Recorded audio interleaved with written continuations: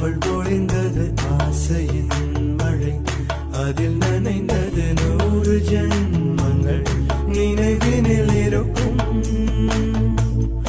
ஆறு போல் இந்த நாள் வரும், உயிருருகிய அந்த நாள் சுகம், அதை நினைக்கையில் ரத்த நாளங்கள் ராத்திரி வெடிக்கும்.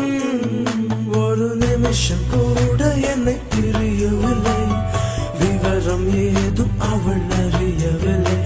என இருந்த போதும் அவள் எனதில்லையே, மறந்து போயின்